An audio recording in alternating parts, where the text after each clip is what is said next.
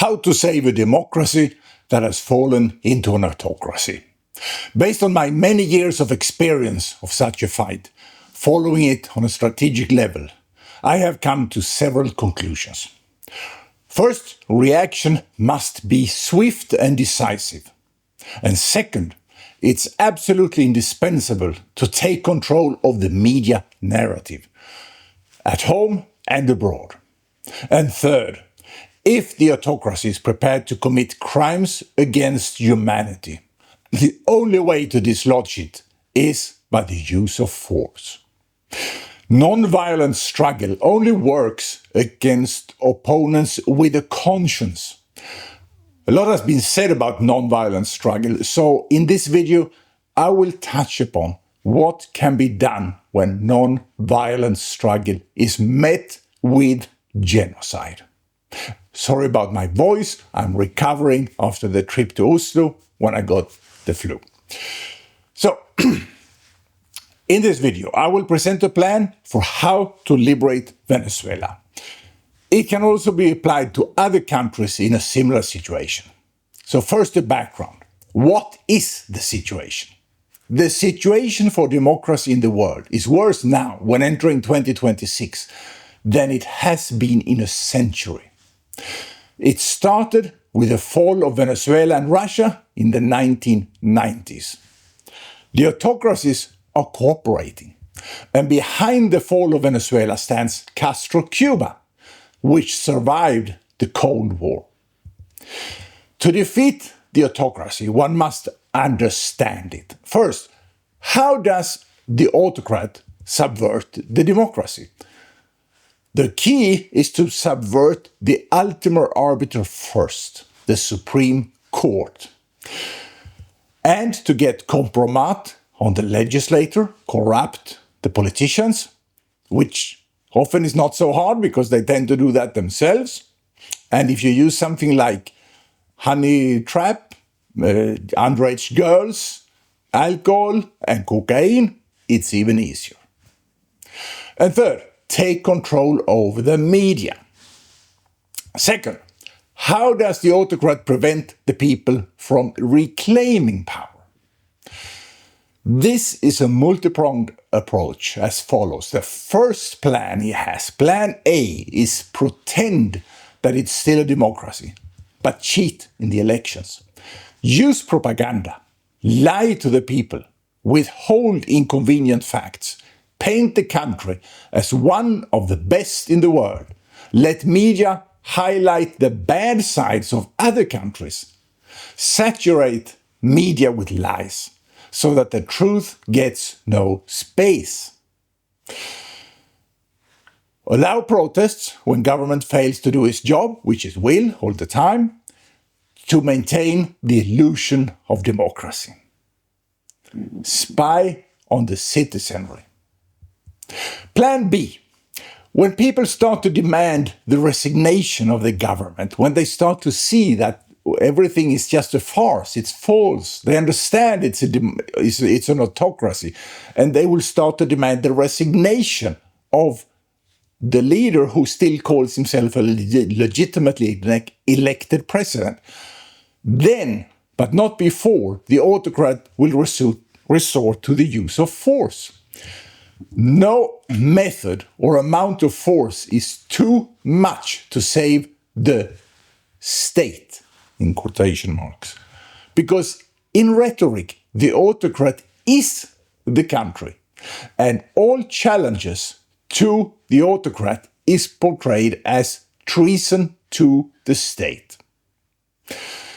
The methods include forced disappearances, torture, extrajudicial killings, shooting at protesters with lethal ammo, both pistols and rifles, detaining family members, withholding food in a genocide by starvation, Holodomor from Ukraine, you remember, and encouraging those who do not agree with the dictatorship to leave the country, which is ethnic cleansing. Now, a convenient way to understand the difference is that a democracy is preoccupied with the people, while a greedy autocracy is preoccupied with the land, the territory, the economic resources found in the soil, the rock, and the geostrategic location, and so on. For a greedy autocrat, the people are just a burden that requires resources unless they work for him, that is. That is why the greedy autocrat, without conscience, has no problem killing or expelling that part of the population that refuses to cooperate and essentially become slaves. Parenthetically, in ancient history, most, if not all, large monuments seem to have been built by megalomaniac autocracies, while governments for the people prefer to use the resources for the good of their people, such as food and healthcare. And perhaps this is why some wannabe dictators believe that dictatorships are better because they consider majestic monuments to be signs of success. As Sun Tzu wrote in China over 2,000 years ago, you have to know your enemy better than he knows himself. It starts with understanding their psyche in order to predict their actions. Dictators are not alone. Without the people around them who facilitate their actions, they would be nothing. Someone like Nicolás Maduro in Venezuela will never leave power voluntarily. A big part of the reason is that the people around him will not allow him to. The core group is in the order of 100 persons, and behind them stands Cuba, a country that is totally dependent on the resources it extracts for free from Venezuela, which is now a de facto colony of Cuba. Yes, you heard that right. Venezuela is a de facto colony of Cuba, and that is the reason why the fight for freedom has failed. When the Ukrainians protested in early 2014, Russia did not send in troops, but when the Venezuelans protested at the same time, Cuba did deploy a large number of troops. Cuba also controls the state intelligence in Venezuela. Maduro is a Cuban puppet. There is also the drug cartel, El Cartel de los Soles, and the ELN narco-guerrilla. So the situation is more complex still, but they're all connected and will defend themselves together. Venezuela is thus a clandestinely invaded nation, infested by organized crime. The core state institutions, such as the military, police, and the intelligence apparatus, have been compromised, probably I'd say, beyond rescue. So now let's get to the plan when you know this background. The first step of the plan is sanctions, to weaken the regime economically. Since so much of its income is from illicit activities, it's also necessary to blockade the regime, something that we have advocated for years in OLV, Operación Libertad Venezuela, a Venezuelan resistance organization. Of course, naval and aerial blockades must be done in accordance with international law. We always have to act within the law. This step has been going on for years, but it's not sufficient. It will not make the regime fall in and of itself. So step 2 is, if we think a bit ahead, the security institutions will have to be recreated regardless, so that they exist at least in rudimentary form from day one after the fall of the dictatorships, or the dictatorship, in this case, Venezuela. This means that they should be established before the fall of the dictatorship. In other words, they have to be established in exile. The first step of liberation must therefore be to establish the core parts of these organizations outside of Venezuela. And in so doing, the fact that about a third of the population has gone into exile becomes an advantage. There is more to recruit from. People with experience, including a lot of military and ex-police. The limitation is not the people, but the resources. A part of it is just money, but other things money alone cannot buy. And I'm talking about weaponry and relevant training. You cannot, in a foreign country, do this training without the authorization of the government in that country. So, to obtain that, it's absolutely indispensable that one or more democratic nations cooperate with the Venezuelan de facto government in exile. I say de facto because Edmundo González Urrutia was elected president, but he cannot be installed due to the usurper regime in Caracas refusing to leave power. And their constitution says he has to be installed inside Venezuela, where he cannot go. But it is the de facto government in exile.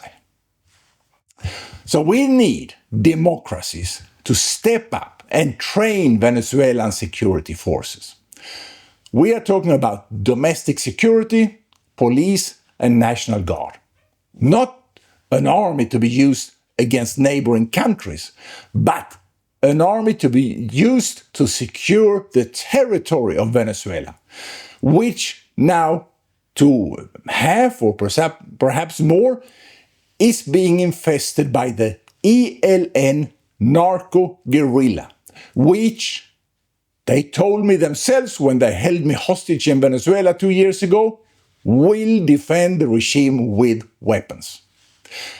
And they also told me that they have about 15,000 armed members and that they will defend the regime. And we know that they have ample experience from jungle battles gathered during 6 decades of armed insurgency. First in Colombia, now also in Venezuela. Now about half of them are in Venezuela. So therefore, the Venezuelan exile security forces must also be trained and equipped to take on the heavily armed, very experienced and well-funded cocaine guerrilla that ELN has turned into. Now to step 3 of the plan. When the security forces are organized, trained and equipped, then it is time to make surgical strikes against the regime. The idea is to trigger a sudden and unexpected series of events that creates uncertainty within the regime about who is in control. Many tools can be used for this, and it would be counterproductive for me to mention any of them here. Just remember the goal. Undermine the regime's command and control. When the fog scatters, the exile security forces should be within Venezuela and in control over all key resources, so that any remaining security forces that were loyal to the regime will find it best to lay down their weapons. Once the cities and sites of command and control are secured and the elected government is installed, then the rural areas can be liberated from the guerrilla too. So in summary, the key plan for this is to use Venezuelan security forces trained in exile by reliable democratic allies.